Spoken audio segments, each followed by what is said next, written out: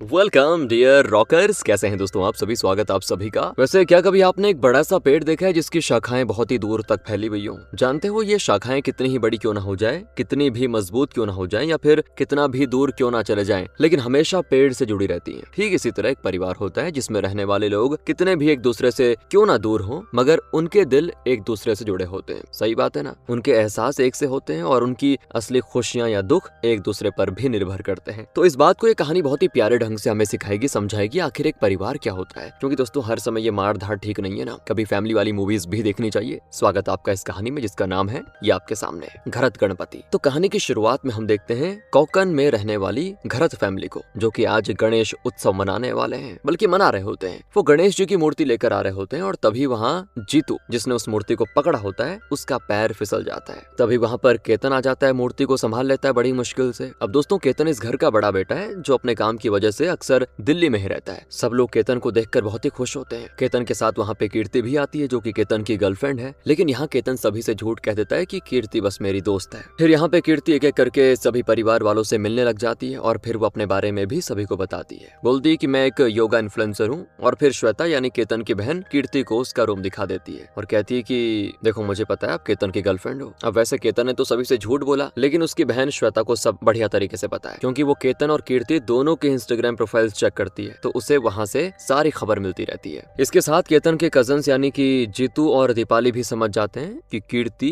केतन की दोस्त नहीं बल्कि गर्लफ्रेंड है, वरना कोई लड़की ऐसे इतनी दूर ना आती। अब केतन शाम को अपने कजन के साथ एक रेस्टोरेंट में डिनर करने के लिए आ जाता है, जहाँ पर उसकी मुलाकात आशना से होती है। और यहाँ पर हमें ये पता चलता है कि जीतू और आशना एक दूसरे से प्यार करते हैं, लेकिन जीतू की फैमिली बहुत ही स्ट्रिक्ट है, इसलिए उसने अपने और आशना के बारे में उन्हें अभी तक नहीं बताया। केतन भी जीतू को मोटिवेट करता है कि तुम्हें अपने प्यार के लिए सभी को कैसे भी करके कन्विंस करना होगा, कोशिश करते रहने होगा। फिर हम देखते हैं घर पर सारे लोग डिनर कर रहे हैं, जहाँ पर कीर्ति सभी का दिल जीतने की कोशिश कर रही है, मगर वो केतन की माँ अहिल्या को पसंद नहीं आती, मतलब भा नहीं रही होती उसको। तो अब अहिल्या और केतन की बुआ केतन की शादी के बारे में डिस्कस करने लगती हैं, जहाँ पर अहिल्या सभी से ये कहती है कि केतन वहीं शादी करेगा जहाँ पर मैं चाहती हूँ। और ये सुनकर कीर्ति थोड़ा परेशान हो जाती है। इसके बाद रात को केतन के माता पिता और चाचा चाची मिलकर ये डिस्कस कर रहे होते हैं कि गणेश जी की मूर्ति को अपने घर पर 7 दिनों के लिए नहीं बल्कि 1.5 दिनों के लिए ही लाना चाहिए, क्योंकि ऐसा करने से हमारे पैसे बच जाएंगे, हमें ज्यादा मेहनत भी नहीं करनी पड़ेगी। अब ये आपस में डिस्कस तो करते हैं, लेकिन सबसे बड़ी टेंशन इनके लिए ये होती है कि ये सारी बातें केतन के दादाजी को कौन बताएगा। अब यहाँ पर दोस्तों मैं आपको बता दूं कि केतन के पिता इस घर में जो भी खर्चे होते हैं उसे देखते हैं, यानी कि सारे पैसे वाले मैटर।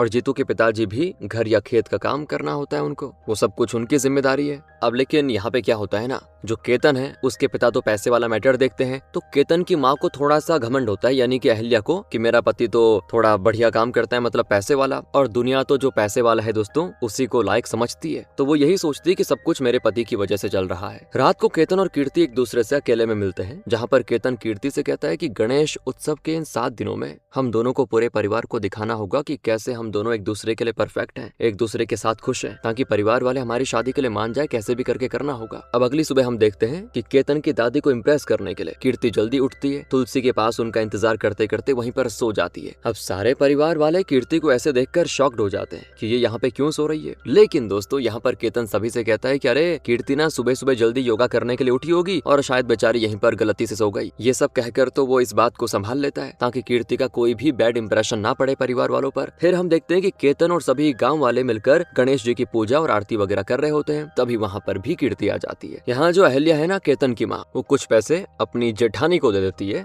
यानी सुनंदा को, पर साथ ही बातों में उन्हें पैसों को लेकर टॉन्ट भी मारती है, जिसकी वजह से सुनंदा को बहुत ही बुरा लगता है। फिर हम देखते हैं कि श्वेता कीर्ति को किचन में लेके जाती है, जहाँ पर भगवान जी के लिए मोदक बनाए गए होते हैं। तो उनमें से कीर्ति एक मोदक खा लेती है, जिस पर श्वेता और दीपाली यानी कि जीतू की बहन उसे रोकने की बहुत कोशिश करती है, लेकिन तभी वहाँ पे केतन की दादी आ जाती है प्रसाद की थाली चेक करने के लिए। वो समझ जाती है कि उसमें से किसी ने एक लड्डू मोदक निकाल दिया, जिस पर वो केतन की ताई सुनंदा को डांट देती है कि ये क्या हुआ, कहाँ गया मोदक, लेकिन वो क्या बोलती, उसको कुछ समझ नहीं आता। खैर ये मामला शांत होता है और फिर गणेश जी की और बाकियों की पूजा वगैरह होती है, मतलब जो भी देवता वगैरह होते हैं, बढ़िया तरीके से ये उत्सव शुरू हो जाता है। कुछ देर के बाद हम देखते हैं कि कीर्ति और जीतू जब सभी को प्रसाद बांट रहे होते हैं ना, तो वो दोनों एक दूसरे से बातें करने लगते हैं, जहाँ पर जीतू अपने बारे में सारी चीजें कीर्ति को बताने लगता है। कहता है कि मैं अपनी एक ट्रैवल और टूरिज्म कंपनी खोलना चाहता हूँ, लेकिन यार मेरे पास उतने पैसे नहीं है कि मैं एक ऑफिस को रेंट पे ले पाऊँ। जिस पर कीर्ति उसे ऑनलाइन बिजनेस शुरू करने का आइडिया देती है, अगले दिन दोस्तों केतन के पिता और उसके चाचा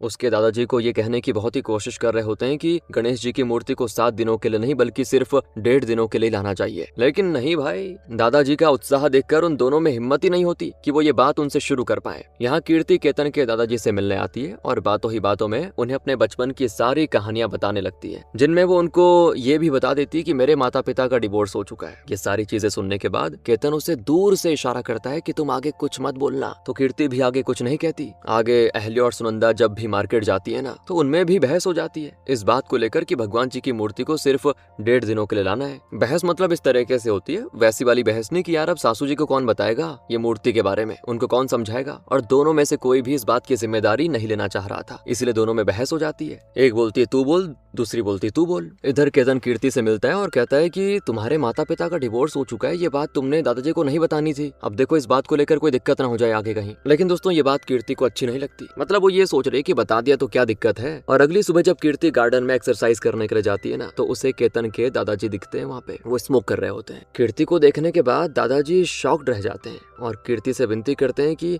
ये बात किसी को ना बताए, तुम मेरी वाली बात किसी को मत बताना और मैं भी इसके बदले ये किसी को नहीं बताऊंगा कि तुम और केतन एक दूसरे से प्यार करते हो। अब ये सुनकर कीर्ति तो शॉक्ड हो जाती पहले कि दादाजी को सारी चीजें कैसे पता। तो दादाजी उसे कहते हैं कि बेटा जब मैंने पहली बार देखा था ना तुम्हें, तभी समझ गया था मैं कि तुम दोनों एक दूसरे से बहुत ही प्यार करते हो। अब दादाजी भी कीर्ति को अपनी बहू के तौर पे स्वीकार कर लेते हैं, फिर उन दोनों में भी दोस्ती हो जाती है। फिर हम देखते हैं दोस्तों कीर्ति आगे केतन से मिलती है और बता देती है कि दादाजी तो हमारे रिश्ते के लिए मान चुके हैं। ये बातें सुनने के बाद केतन भी बड़ा खुश हो जाता है। फिर केतन कीर्ति और अपने बाकी सारे कजन के साथ बाहर घूमने जाता है, जहाँ पर वो कीर्ति की मुलाकात आशना से करा देता है और उससे भी बता देता है कि आशना और जीतू एक दूसरे से प्यार करते हैं। फिर ये सारे कजन घूमते हैं और बहुत ही एंजॉय करते हैं। तो घर आने के बाद जीतू जब अपने फोन पर अपने बिजनेस का काम कर रहा होता है ना, तभी उसके पिता उसको देख लेते हैं और डांटने लग जाते हैं कि तुम कोई काम करते भी हो क्या, या सिर्फ टाइम पास करते रहते हो फोन पे। तो जीतू उनको समझाने की बहुत ही कोशिश करता है कि मैं यहाँ पे टाइम पास नहीं कर रहा, ऑनलाइन बिजनेस का काम कर रहा हूँ। तभी वहाँ पे कीर्ति आ जाती है जो उन दोनों की बहस सुन लेती है और वो जीतू के पिता को समझाने लग जाती है कि ऑनलाइन बिजनेस भी होते हैं, इस तरीके से होते हैं, फोन से ही करने पड़ते हैं। तो अगर फोन में कोई कुछ कर रहा है तो इसका मतलब ये नहीं कि वो टाइम पास कर रहा है, कभी कभी अपने काम को भी करता है। तो जीतू के पिता कीर्ति पे भी गुस्सा हो जाते हैं और कहते हैं कि देखो ये हमारा पर्सनल मैटर है, तुम्हें इन सारी चीजों में दखल नहीं देनी चाहिए, समझे। और जब सभी लंच कर रहे होते हैं तो कीर्ति सभी के सामने जीतू के पिता से माफी मांगती है कि देखो मैं जीतू को कुछ गलत नहीं सिखा रही, बल्कि ऑनलाइन बिजनेस करना सिखा रही हूँ, उसे इस बात को लेकर गाइड कर रही हूँ ताकि जीतू आगे चलकर तरक्की कर पाए, इंडिपेंडेंट बन पाए। अब जीतू के पिता कीर्ति को फिर से सभी के सामने डांटने लग जाते हैं और इस बात से जीतू को बड़ा बुरा लगता है कि मेरी वजह से यार इनको डांट पड़ रही है कीर्ति को। फिर वो सभी को कहता है कि देखो कीर्ति वो इंसान थी जिसने मुझ पे भरोसा रखा और मुझे ऑनलाइन बिजनेस के लिए गाइड किया। फिर वो अपने माता पिता से बात कर ही रहा होता है कि तभी वहाँ पे अहल्या गुस्सा हो जाती है और कहती है कि तुम्हें अपने माता पिता से बात करने की तमीज नहीं है क्या। इस बात पर सुनंदा भी अहल्या पे गुस्सा हो जाती है कि तुम्हें मेरे बेटे पे नहीं बल्कि अपने बेटे पे ध्यान देना चाहिए। इस तरह दोस्तों इन देवरानी जेठानी की भी आपस में हो जाती है। सुनंदा यहाँ गुस्से में सभी के सामने ये भी बता देती है कि केतन का अफेयर कीर्ति के साथ चल रहा है, समझे तुम। अब ये सुनकर अब ये बात तो सारे लोगों को पता है सिवाय करण के माता पिता को छोड़कर। असल में सुनंदा को ये बात दीपाली ने बताई थी। ये सुनने के बाद दोस्तों अहल्या बड़ी शॉक्ड हो जाती है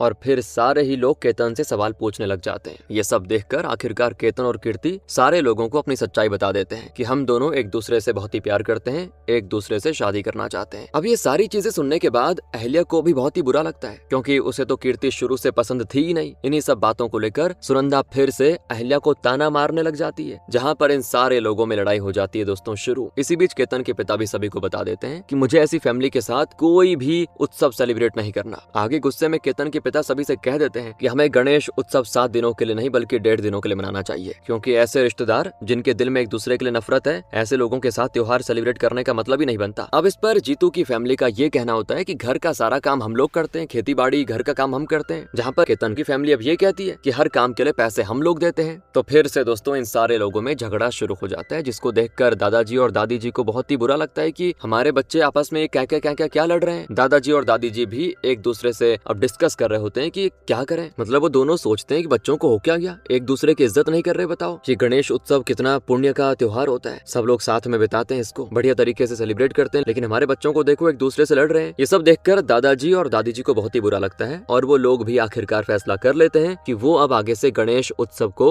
1.5 दिन के लिए ही मनाएंगे। फिर हम देखते हैं दादी जी को, जो कि जीतू के पिता और केतन के पिता दोनों को ही समझाने का फैसला करती हैं कि किसी का भी काम छोटा या कम मेहनत का नहीं होता। इसीलिए वो जीतू की फैमिली से मिलने आती है और जीतू के पिता से कहती है कि ये आखिरी साल है जब हम लोग साथ में गणेश उत्सव मना रहे हैं, इसलिए हमारी इच्छा है कि गाँव के सारे लोगों को बुलाया जाए और सभी को दावत दी जाए। और इन सारी चीजों की जिम्मेदारी वो जीतू के पिता को दे देती है कि तुम करो। और वो ये भी कहती है कि मैं केतन के पिता से कोई भी पैसे की मदद नहीं लेना चाहती। और दोस्तों यहाँ जीतू के पिता के पास तो पैसे नहीं होते, मतलब इतने पैसे नहीं होते कि वो गांव के सारे लोगों को दावत दे सके। खैर इसी बीच कीर्ति घर छोड़कर जा रही होती है क्योंकि उसको ये लगता है कि घर में झगड़े कहीं मेरी वजह से तो नहीं हो रहे। और तभी हम देखते हैं कि जीतू की बहन दीपाली कीर्ति से ये कह देती है कि अगले दिन ना घर पे गौरी पूजन है और तुम्हें इस पूजन पे रुककर घर वालों को इम्प्रेस करना चाहिए, कोशिश करनी चाहिए, एक क्या पता कुछ हो जाए। और ये कहते कहते वो कीर्ति को एक अच्छी सी साड़ी भी दे देती है ताकि वो अगले दिन सभी को इम्प्रेस कर सके। अगले दिन हम देखते हैं कि सारे लोग गौरी पूजन के लिए जा रहे होते हैं। तभी वहाँ पे कीर्ति दीपाली की दी हुई साड़ी पहनकर आ जाती है, जिसको देखकर सारे लोग इम्प्रेस्ड हो जाते हैं और फिर सारे घर वाले मिलकर गौरी जी की पूजा करते हैं, इस त्योहार को सेलिब्रेट करते हैं। पूजा करते समय दोस्तों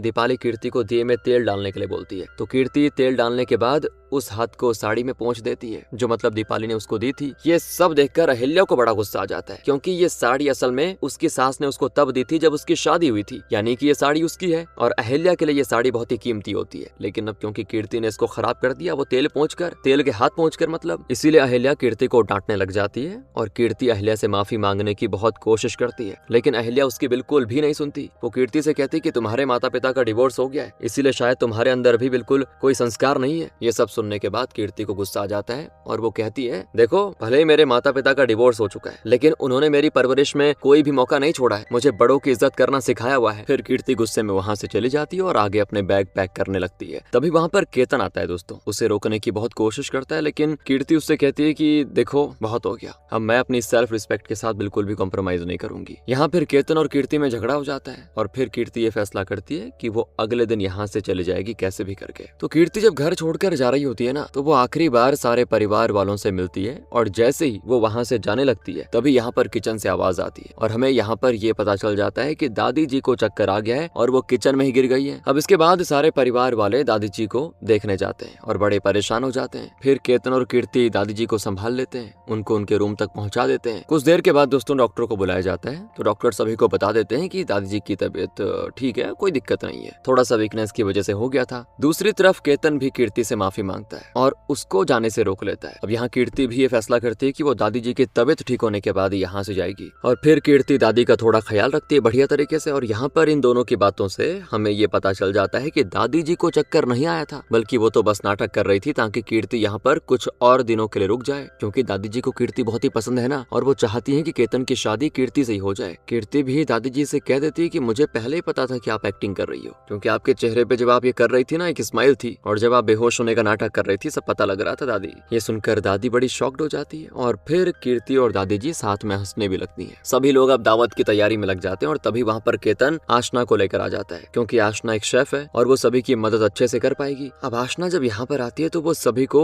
हर एक महाराष्ट्रियन रेसिपी के बारे में डिटेल में बताने लगती है, जिससे सारे लोग आशना से इम्प्रेस हो जाते हैं। और फिर हम देखते हैं कि केतन के एक रिश्तेदार को केतन के एक कजन के पास लाइटर मिल जाता है, जिसके बाद तो वो उसको सभी के सामने डांटने लगता है स्मोकिंग को लेकर। तभी वहाँ पर आ जाती कीर्ति और उस लाइटर को छीनकर सभी से झूठ कह देती है कि ये लाइटर तो मेरा है। तो कीर्ति के जाने के बाद वही रिश्तेदार वहाँ पर कीर्ति के कैरेक्टर के बारे में गलत बोलने लग जाता है। तो वहाँ पर फिर केतन उससे कहता है कि कीर्ति एक योगा इन्फ्लुएंसर है, बहुत बार कैंडल्स जलाने के लिए वो लाइटर का इस्तेमाल करती है, समझे क्या? तो बिना सोचे समझे किसी के कैरेक्टर के बारे में बात नहीं करनी चाहिए। दूसरी तरफ कीर्ति केतन की सारी बातें सुन लेती है और खुश हो जाती है कि केतन मेरी साइड ले रहा है। आगे दोस्तों हम देखते हैं दादी जी को, जो कि केतन के पिता को बुलाते हैं और उन्हें खेत में जाने के लिए कह देते हैं, क्योंकि एक जगह पे पानी ब्लॉक हो गया है और अगर उस ब्लॉकेज को नहीं निकाला गया तो उनके सारे पेड़ पौधे खराब हो जाएंगे। अब घर में जीतू के पिता नहीं है दोस्तों, क्योंकि अक्सर वही काम करते हैं खेती वगैरह का, तो इसीलिए दादी ने केतन के पिता से कहा कि बेटा तुम कर लो। तो फिर अब केतन के पिता भी मान जाते हैं। अब हम देखते हैं जीतू के पिता को, जो हर जगह जाकर लोन की गुहार लगा रहा है, क्योंकि सभी को दावत देने के लिए पैसे नहीं है उसके पास और हर कोई इतने सारे पैसे देने से मना कर रहा है। तब जाकर उसको एहसास होता है कि पैसा कमाना तो वाकई में बहुत ही मुश्किल काम है। यहाँ केतन के पिता भी खेत में जाकर बहुत मेहनत करते हैं ताकि वो रास्ते रास्ते को क्लियर कर सके, जिसकी वजह से उनकी खेत में कोई दिक्कत ना हो। लेकिन इस दौरान उनको भी एहसास होता है कि ये काम भी आसान नहीं है खेती का। तभी वहाँ पे कीर्ति आ जाती है, जिसकी मदद से वो उस रास्ते को साफ कर देते हैं। कीर्ति फिर केतन के पिता से कहती है, एक बात बताइए, आप तो मुंबई में रहते हैं ना, लेकिन फिर भी गाँव का सारा काम कैसे पता?